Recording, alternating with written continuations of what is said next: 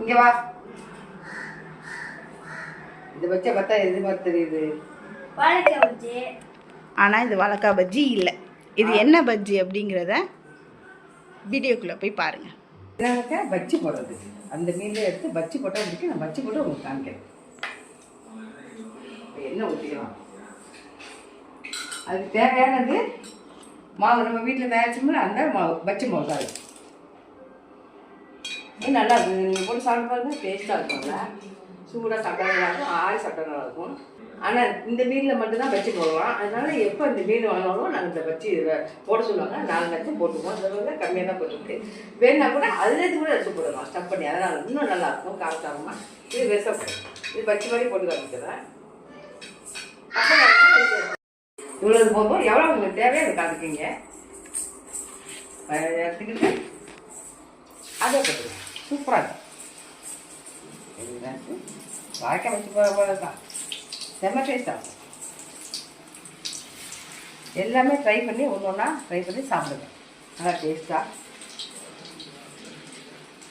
பிள்ளைங்களும் இது நல்லா விரும்பி சாப்பிடுவாங்க. ஏன்னா இதில் முள்ளெல்லாம் இருக்காது. அதனால நீங்கள் இதை வந்து இந்த மீன் வாங்கினா இந்த பஜ்ஜி போட்டு சாப்பிடுங்க.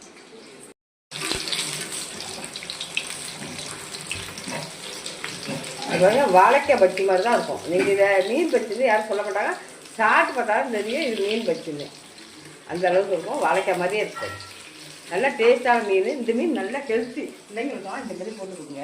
நல்லா முருகலாக மீனும் நடுமுள்ள இருக்கும். நீங்கள் எடுத்து கொடுத்துட்டு